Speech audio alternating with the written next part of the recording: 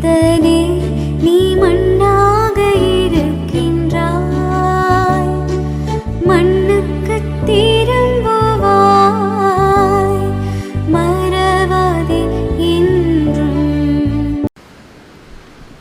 கிறிஸ்து இயேசுவில் அன்பிற்கினிய சகோதரர்களே சகோதரிகளே, இன்று நாம் திருநீற்று புதன் என்ற திருச்சடங்கையும் திருப்பலியையும் ஒரு திருவழிபாட்டு காலகட்டத்தையும் நாம் தொடங்குகின்றோம்.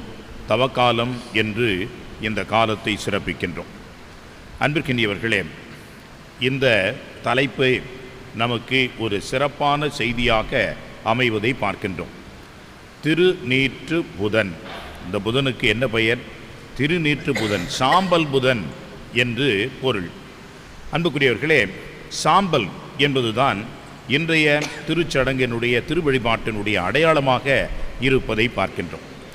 இந்த சாம்பல் எதனுடைய அடையாளமாக நமக்கு அர்த்தத்தை கொடுப்பதாக இருக்கிறது என்பதை சற்று ஆழ்ந்து சிந்தித்தோம் என்றால், இந்த திருவழிபாட்டினுடைய காலகட்டத்தின் மற்றும் திருச்சடங்கினுடைய பொருள் நமக்கு அறிவோம். உதாரணமாக, சாம்பல் எதற்காக நாம் பயன்படுத்துகிறோம்? இது எல்லா சமயங்களிலும் இருக்கக்கூடிய ஒரு பொருளாகவே நாம் கருதுகின்றோம். இந்த சாம்பல் என்பதை நாம் இந்த திருச்சடங்கிலே பயன்படுத்துகின்றோம்.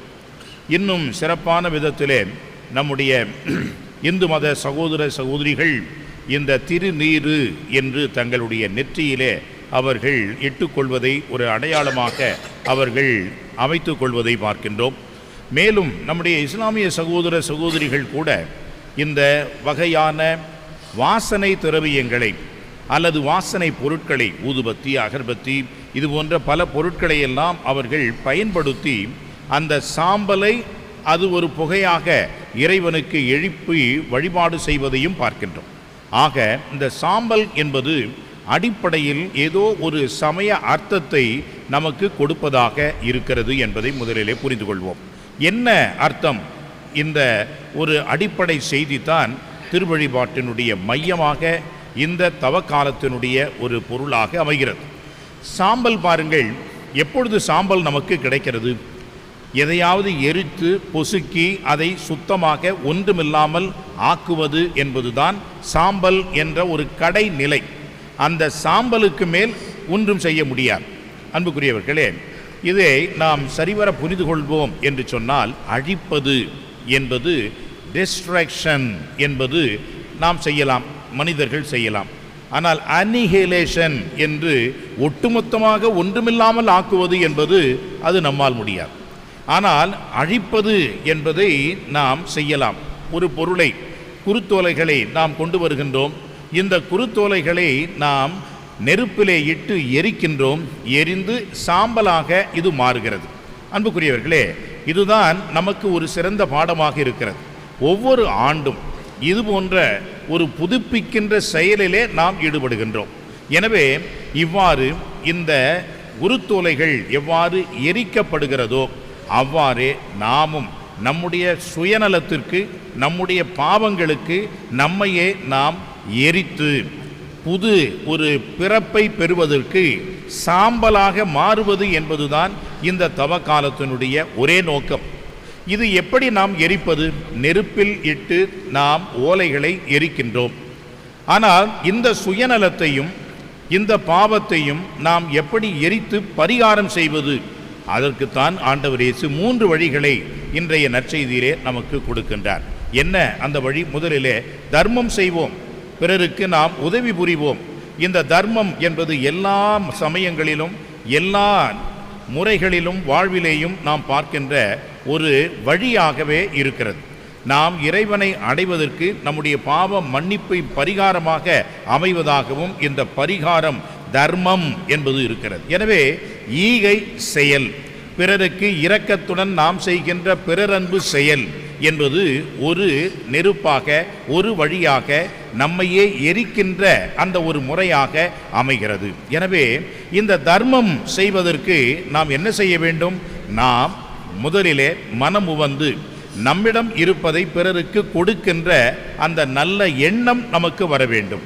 அதை கொடுப்பதனால் நமக்கு ஏற்படுகின்ற ஓரளவுக்கு சொல்லப்படுகின்ற அந்த இழப்பை நான் தாங்க வேண்டும், அந்த இழப்பிற்கு நான் முன்வர வேண்டும். என்னுடையதாக இருந்தாலும் அது பிறருக்கு உதவியாக நான் செய்வேன் என்ற ஒரு நல்லெண்ணத்தோடு நாம் தாராள உள்ளத்தோடு பிறருக்கு செய்கின்ற அந்த ஒரு நல்ல காரியம் என்பது நம்முடைய பாவங்களுக்கு பரிகாரமாக, நம்முடைய சுயநலம் என்ற அந்த வகையிலே அதை எரிக்கின்ற ஒரு நெருப்பாக வழியாக ஆண்டவர் நமக்கு இந்த தவக்காலத்திலே கொடுக்கின்றார். இன்னொரு வழியாக ஆண்டவர் நமக்கு கொடுக்கின்ற வழி இறைவனிடம் வேண்டுதல் செய்தல், இறை வேண்டல், இறைவனோடு இருத்தல். ஏன் இறைவனோடு இருத்தல் என்று சொன்னால், அன்புக்குரியவர்களே, தவக்காலத்திலே பல நேரங்களிலே நாம் மறந்துவிட்ட, இழந்துவிட்ட, இதுவரைக்கும் இல்லாத நிலையிலே நாம் வாழ்ந்துவிட்ட காலத்திற்காக மனம் வருந்தினாலும், இப்பொழுது இந்த தவக்காலத்திலே சிறப்பாக இறைவனோடு இருக்கின்ற அந்த விருப்பத்தை தெரிவித்து பரிகாரங்கள் செய்வது, திருவழிபாடு, திருச்சடங்குகளிலே பங்கெடுத்து நம்மையே ஒப்பு கொடுப்பது என்ற வகையிலே செபம் என்பது அடிப்படையிலே முக்கியத்துவம் பெறுகிறது. இந்த செபத்தினால் அன்புக்குரியவர்களே, நான் என்னையே அறிந்து கொள்கின்றேன். கடவுள் மாறாதவர், கடவுள் எப்பொழுதும் அப்படியே இருக்கின்றவர், அவரை மாற்ற முடியாது, மாறாதவர் தான் கடவுள். ஆனால் இந்த செபம் என்னை மாற்ற வேண்டும். நான் ஒருவேளை பாவ நிலையில் இருந்தால் என்னுடைய குற்றம் குறைகளை ஏற்றுக்கொள்கின்ற அந்த மனநிலை எனக்கு தர வேண்டும். இந்த செபத்தினால் என்னுடைய எண்ணங்கள் புதுப்பிக்கப்பட வேண்டும், என்னுடைய பார்வைகள் புது பார்வையாக அமைய வேண்டும். அப்படி என்னையே புதுப்பித்து கொள்கின்ற, என்னுடைய பாவத்திற்கு என்னையே எரித்து கொள்கின்ற ஒரு இரண்டாவது வழியைத்தான் இந்த செபம் என்ற வழியை ஆண்டவர் நமக்கு கொடுக்கின்றார். மூன்றாவது வழி என்பது நோன்பு. இது மிக முக்கியமான ஒன்று. இது தொன்று தொட்டு இருந்து வருகின்ற ஒரு சிறப்பான பண்பு. இந்த நோன்பு என்பது தன்னையே ஒருத்தல், அடக்குதல், ஐம்புலன்களையும் நாம் அடக்கி ஆண்டு வெற்றி கொள்ளுதல் என்பதன் வழியாக என்னுடைய இந்த பலகீனத்திற்கும், இந்த பாவ இச்சைகளுக்கும், இந்த மனிதன் என்ற அந்த ஒரு குறையுள்ள இயல்புக்கு நான் என்னையே இழக்கின்றேன், எரிக்கின்றேன், எரித்து பலமுள்ள மனிதனாக நான் வெளிவருகின்றேன் என்று இந்த மூன்று வழிகளின் வழியாக என்னை எரித்து இறைவனுக்கு பலியாக்கி என்னுடைய அந்த பலகீனத்தையும் பாவத்தையும் பரிகாரமாக சாம்பலாக்குகின்ற ஒரு வழியாகத்தான் அன்புக்குரியவர்களே இந்த தவக்காலம் அமைந்திருக்கிறது. சாம்பல் என்பது இறந்து ஒன்றுமில்லாமல் போகின்ற ஒரு அடையாளத்துக்காக மட்டும் அல்ல, மாறாக புது பிறப்பினுடைய அடையாளமாகவும் இந்த சாம்பல் இருக்கிறது. அன்புக்குரியவர்களே, நம்முடைய பழைய நிலைகளிலே பார்த்தோம் என்று சொன்னால், சாம்பலை எதற்கு பயன்படுத்தினார்கள் என்றால், வீடுகளிலே இருக்கக்கூடிய அந்த செடி கொடிகளுக்கு அந்த சாம்பலை தூவுவார்கள். ஏனென்றால் அங்கே அதிகமாக பூச்சி அங்கே இருந்தால் அந்த பூச்சிகளை எல்லாம் அழிக்கின்ற ஒரு பூச்சிக்கொல்லியாக பயன்படுத்தினார்கள். அது மட்டுமல்ல, அந்த சாம்பலை பயன்படுத்தி அதை கரைத்து ஊற்றுகின்ற பொழுது அந்த சாம்பல் அந்த செடிகளுக்கு புத்தெழுச்சியை தரக்கூடிய ஒரு புது தெம்பான பொருளாக மாறுவதை நாம் முன்பெல்லாம் பார்த்துருக்கின்றோம். இப்போ எல்லாம் யார் அடுப்பு வச்சுருக்காங்க எங்கேயுமே பார்க்க முடியல. எல்லாமே ஸ்டவ்வு, கேஸு. அடுப்புன்னா என்னன்னே தெரியாத நிலைக்கு போயிடுச்சு. எங்கே போய் சாம்பலை தேடுவேன்? இப்போ ஒரே வழி இந்த குருத்தோலை எரிக்கிறது தான், வேறு எந்த வழியும் கிடையாது. அப்போ காலையில் எழுந்த உடனே சாம்பல் தான், பல்லு விளக்கிறதுக்கே சாம்பல் தான் பயன்படுத்தினாங்க. காரணம், அந்த அளவுக்கு இந்த சாம்பல் என்பது அவ்வளவு முக்கியமானது இருந்தது. அதை ஒரு மருத்துவ பொருளாக பயன்படுத்தினார்கள். ஒரு சில நேரங்களிலே சொறி, சிரங்கு இதெல்லாம் வந்துவிட்டால் அந்த சிரங்குகளுக்கு சிறப்பான அந்த சொறிக்கு சரியான மருந்து எது என்று சொன்னால் சுருட்டு, அந்த ஒரு புகையின் வழியாக கிடைக்கின்ற அந்த சாம்பல். இப்படியாக பல விதத்திலே அந்த சாம்பல் என்பது குணமளிப்பதாகவும் உயிரளிப்பதாகவும் அதற்கு அடையாளமாகவும் இருக்கிறது. அன்புக்குரியவர்களே, நம்முடைய வேளாண் விஞ்ஞானி நம்மாழ்வார் அப்படின்ற ஒருத்தர் இருந்தார். அவர் ஒரு முறை ஒரு கட்டுரையை எழுதியிருந்தார். நம்முடைய சர்வியாவிலே வந்தது அந்த கட்டுரை.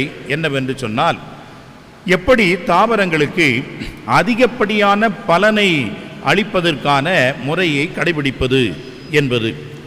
அந்த ஒரு உயிர்கொல்லியாகவும் உயிர் கொடுப்பதாகவும் இருக்கின்ற ஒரு சாம்பலினுடைய தத்துவத்தின் அடிப்படையிலே அவர் அதை எழுதியிருந்தார். அந்த கட்டுரையின் பெயர் ஆ ஊட்டம் என்பதாகும். ஆ ஊட்டம் என்று அந்த பொருளினுடைய பெயர். பசுவிலிருந்து கிடைக்கக்கூடிய பொருட்களை எல்லாம் வைத்து அதன் வழியாக தயாரிக்கின்ற ஒரு ஊட்டப் பொருள். அது என்ன செய்கிறது? பூச்சிகளை அழிக்கிறது.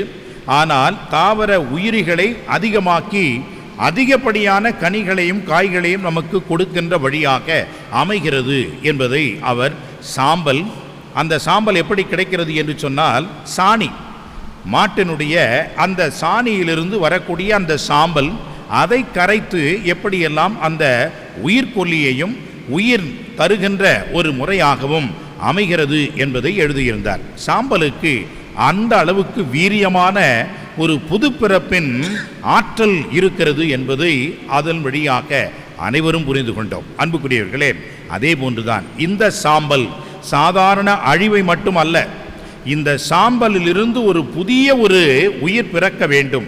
அதுதான் உயிர்ப்பு, அதுதான் இறப்பு உயிர்ப்பு என்ற இரண்டு மறைபொருள்களை ஒன்றாக இணைத்து பாஸ்கா என்ற வார்த்தையை நாம் பயன்படுத்துகின்றோம். எனவே அன்புக்குரியவர்களே, இந்த கருத்துக்களை எல்லாம் உள்வாங்கிய விதமாகத்தான் இந்த சாம்பல் திருநீறு என்று அமைகிறது.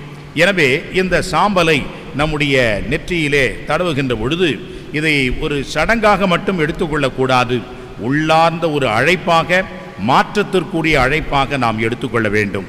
எனவே ஒரு நல்ல பழக்கம் நம்மிடம் இருக்கிறது, அதை நான் வேண்டாம் என்று சொல்ல மாட்டேன். ஆனால் வேடிக்கையாக அதை நாம் வைத்துக்கொள்வது என்பதுதான் தேவையில்லாத ஒன்று. நிறைய பேர் என்ன செய்வார்கள்? இந்த சாம்பலை வாங்கி எடுத்து செல்வார்கள். நல்லது தான், ஒன்றும் தப்பு இல்லை. உங்கள் வீட்டில் 5 பேர் இருக்கிறார்கள் என்று சொன்னால் 5 பொட்டலம் கொடுங்க அப்படின்னு. இது என்ன சுண்டலாம், பொரியா, பொட்டுகள்லையா? எங்கள் 5 பேருக்கு 5 பொட்டலம் கொடுன்னு ஒரு பாக்கெட் போதும். திருப்பலிக்கும் ஆலயத்திற்கும் வர முடியாதவர்களுக்கு அதை எடுத்து செல்லுங்கள்.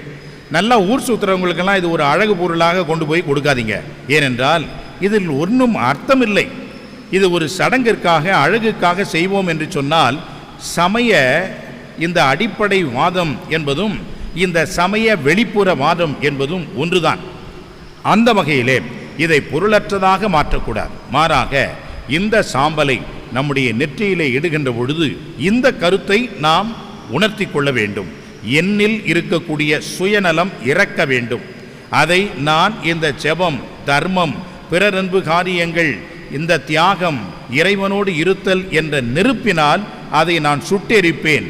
புது பிறவியாக நான் ஆண்டவர் இயேசுவோடு உயிர்ப்பின் மாட்சியில் பங்கு பெறுவேன் என்ற அந்த ஒரு எண்ணத்தோடு வர வேண்டும். எனவே தான் மனிதா, நீ மண்ணாக இருக்கிறாய், மண்ணுக்கு திரும்புவாய் என்ற வார்த்தைகளையும், நற்செய்தியை நம்பி நீங்கள் மீட்படையுங்கள் என்ற வார்த்தைகளையும் அங்கே பயன்படுத்துகின்றார்கள் நெற்றியிலே அந்த சாம்பலை இடுகின்ற வேளையிலே. எனவே அன்புக்குரியவர்களே, இந்த நாள் நமக்கு ஒரு சிறப்பான ஒரு நாள், முக்கியமான ஒரு நாள். எல்லா மக்களும் இன்றைக்கு இதை போற்றுகின்ற ஒரு நாள். எனவே இந்த நாளிலே நாம் இந்த கருத்துக்களை உள்வாங்கியவர்களாக தவக்காலத்தை தொடங்குகின்றோம். இன்றிலிருந்து நம்முடைய சுயநலம், நம்முடைய பாவங்கள், நம்முடைய பலகீனங்கள், இவைகளுக்கெல்லாம் கொஞ்சம் கொஞ்சமாக நாம் இறந்தவர்களாக இருந்து இறைவனோடு உயிர்க்கின்ற வழியாக நாம் இந்த காலத்தை அமைத்துக்கொள்வோம். ஆண்டவருடைய அருளோடு, இறைவனுடைய துணையோடு இந்த தவக்காலத்தை நாம் சிறப்பாக கொண்டாட ஆண்டவர் அருள் புரிவாராக. ஆமென்.